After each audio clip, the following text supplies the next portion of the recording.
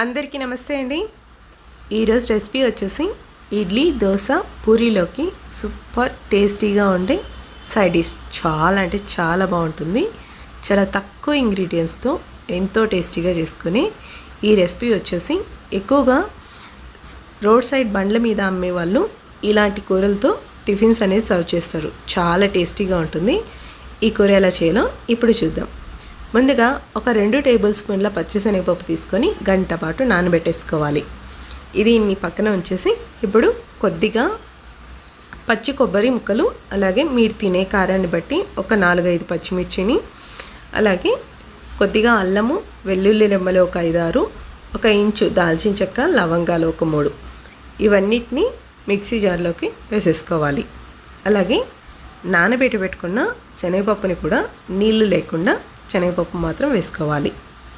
ఇలా శనగపప్పు వేసుకున్న తర్వాత ఇందులో కొద్దిగా పసుపు వేసేసుకోవాలి.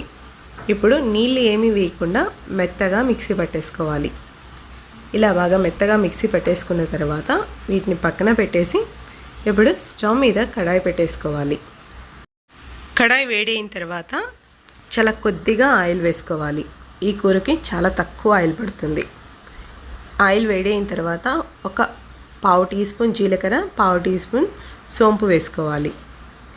ఇవి వేసుకున్న తర్వాత ఒక మీడియం సైజులో ఉన్న ఉల్లిపాయని ఇలా సన్నగా పొడవుగా కట్ చేసుకోవాలి.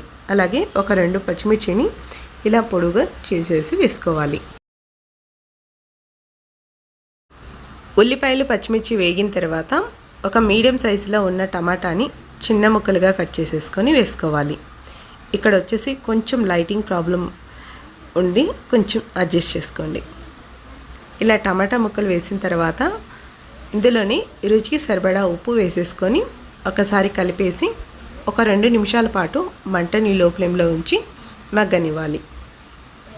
ఇలా ఒక 2 నిమిషాలు మగ్గనిచ్చామంటే మనకి టమాటాలు అనేది మెత్తగా అయిపోతుంది.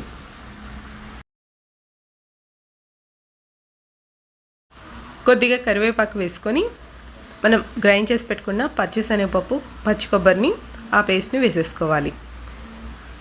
ఈ పేస్ట్ వేసేటప్పుడు మంటని బాగా లో ఫ్లేమ్లో పెట్టేసి వీటిని కలుపుకోవాలి. లేదంటే మధ్య మధ్యలో ఉండలుగా అయిపోతుంది. ఇది 1 నిమిషం పాటు లో ఫ్లేమ్లో కలుపుకున్నామంటే ఈ పచ్చిశనగపప్పు, పచ్చి కొబ్బరి ఆ పచ్చిదనం అనేది పోతుంది, అడుగంటిపోతుంది. నిదానంగా లో ఫ్లేమ్లో పెట్టి 1 నిమిషం కలుపుకుంటే సరిపోతుంది.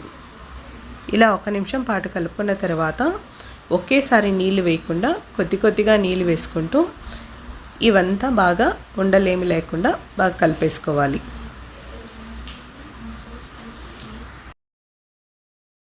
ఇలా కలుపుకున్న తర్వాత కూరకు సరిపడా నీళ్లు వేసేసుకొని మంటని మీడియం ఫ్లేమ్లో పెట్టేసి ఒక 5 నిమిషాల పాటు ఉడకనివ్వాలి. ఇలా ఒక 5 నిమిషాల పాటు ఉడికిందంటే మనకి కూర దగ్గరికి వస్తూ ఉంటుంది. ఇలా దగ్గరికి వచ్చే టైంలో కొద్దిగా పుదీనా ఆకులు తీసుకొని, లేత కాడలుగా ఉంటుంది కదా, ఆ పుదీనా ఆకులు తీసుకొని ఇలా చేతిలో తుంపేసి వేసుకోవాలి. ఈ కూరలోకి పుదీనా కొద్దిగా వేస్తే ఆ ఫ్లేవరు టేస్ట్ చాలా బాగుంటుంది. ఇంకా మీ దగ్గర ఉన్నట్టయితే కొత్తిమీర తరుగు కూడా వేసుకోవచ్చు. ఇలా పుదీనా వేసిన తర్వాత ఇంకొక 2 నిమిషాల పాటు మరగనిచ్చి సర్వ్ చేసుకోవడమే.